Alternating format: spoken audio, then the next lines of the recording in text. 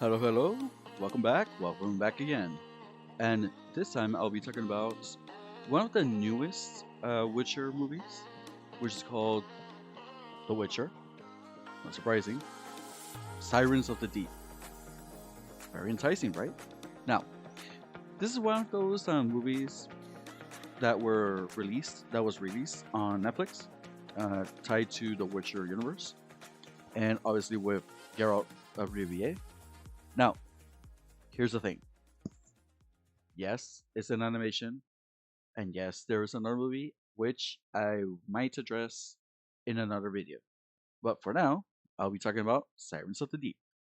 Now, again, this is not a play by play, this is just a overall review and commentary, and I'm going to try to avoid spoilers.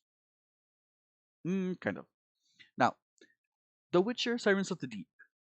The Witcher Sirens of the Deep takes place in an area far, far, far, far away from any of like the political drama with the elves and such. I mean, it's kind of like a far place that nobody cares about. Um, Funny enough, we learned that early on. We learned can't talk. We learned early enough that Jasper is from this place originally before he left to be this bard. Now, when we meet our hero, Geralt, he is doing a job for in this place. That's why we are there to begin with. Um, for a supposed creature who has been killing the fisherman. Well, he fights the creature. The creature drags him down into the sea, into this underwater cave, and that's where he kind of meets the mermaids, the sirens, I should say, and they plead for the creature's life. They tell him, "Don't kill the creature. He's just trying to survive. He is not wanting to harm anyone. It's not intentional."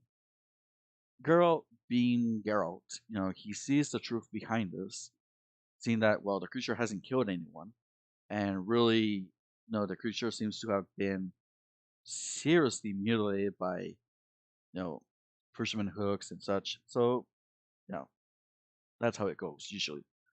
And he releases the creature, and the creature goes, and there's that.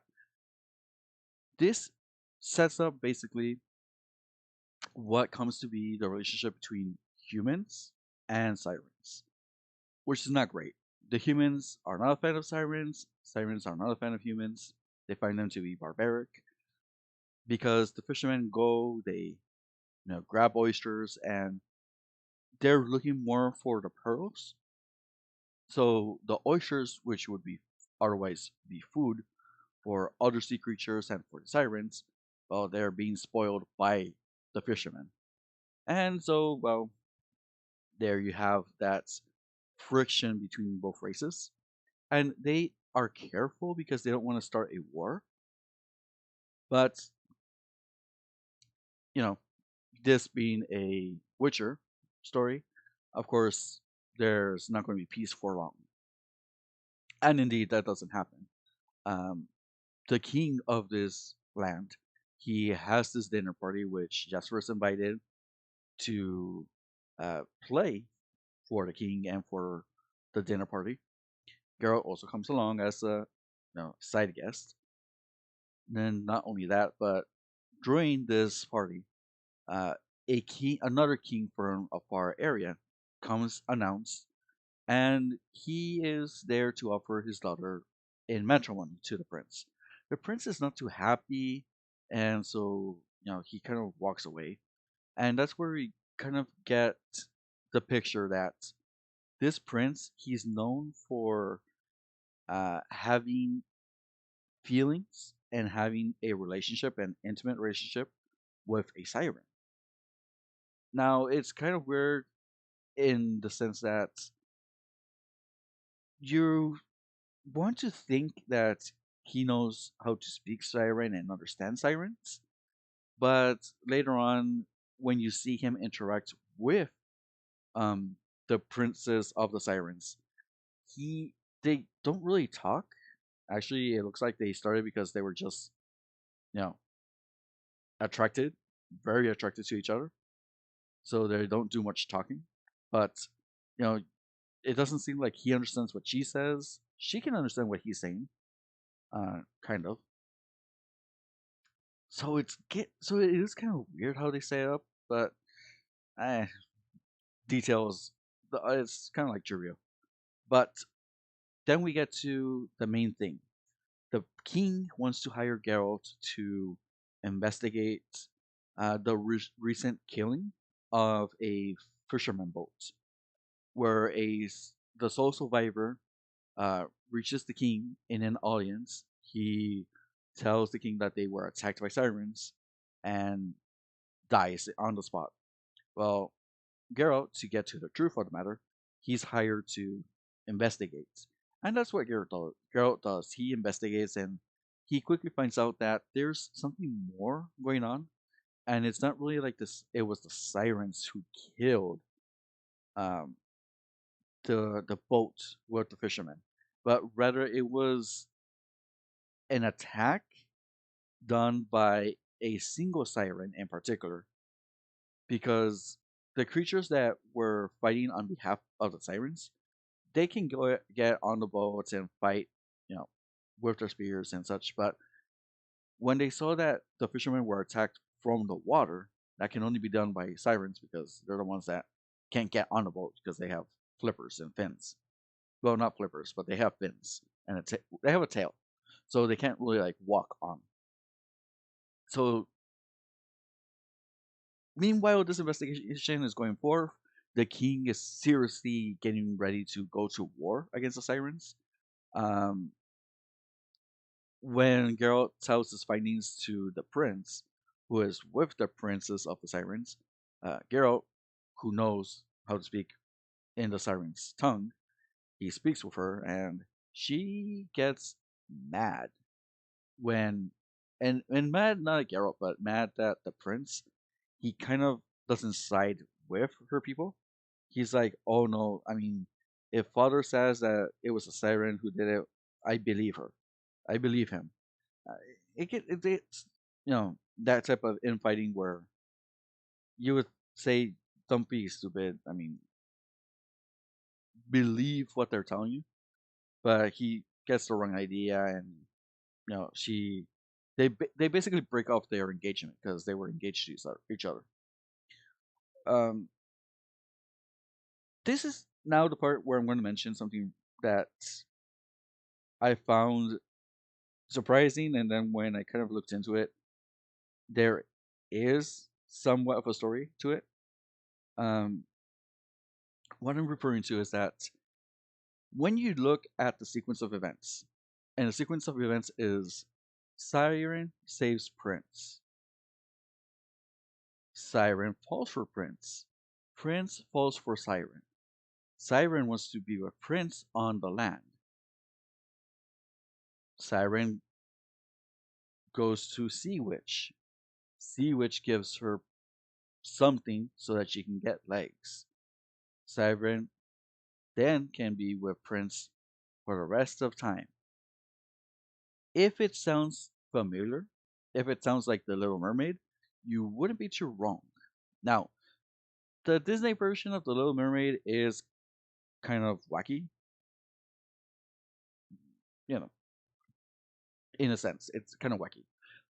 However, uh, in the original tale with Hans Andersen, uh, just to kind of like briefly go over it, the siren and her sisters, the sisters go up, tell, and then go back down and tell her what they see. She gets very excited to see the land. One day she saves a prince. The prince doesn't realize who she is. The prince thinks that his savior was a girl that works at a temple. Um, Not only that, but the siren goes to a sea witch. The sea witch gives her a potion and strongly advises her against it, saying that she will feel pain Once she grows legs, every time that she's walking on the land, she'll feel a lot of pain. And that if the prince doesn't marry her, but instead marries another woman, she will turn into sea foam. Well, Siren takes potion, Siren gets legs, walks on land, tries to have this relationship with the prince. The prince soon after gets engaged to this girl who works at a temple. So he thinks that she's the one that saved him. Not only that, they get married. Siren gets ready to turn into sea foam. Now, the sea witch had also given her, it was either the sea witch or somebody else, but she's given a knife and was told, if you kill the prince, you won't turn into sea foam. Well, she refuses to kill the prince, so once the prince gets married, she gets ready to turn into sea foam. And what happens? Well, she doesn't turn into sea foam, but instead turns into a spirit. And the reason that the other spirits saw her is that because she decided to sacrifice herself, and that self sacrifice was grandiose enough of an act for her to turn into a spirit and transcend, basically. And so she doesn't have her happy ending with the prince, but she does get a less sad of an ending. Now, in the movie, this doesn't happen exactly. It feels a little bit like a play on the Little Mermaid Disney film. The Sea Witch has her own agenda. She's the one that actually attacked the boat by turning into a kraken. She's not a true kraken, but she can transform herself into a kraken. Basically, this large octopus sea creature. Not just that, but um, they have a fight at sea where she's trying to kill, the royalty, the sirens, the royalty of the sirens, and the king and queen, as well as like the entire royal family. And that's all a spite. That's kind of like a love triangle type of thing, but I won't get into that. Um, the siren, the princess, had been offered the potion, but she hadn't used it yet.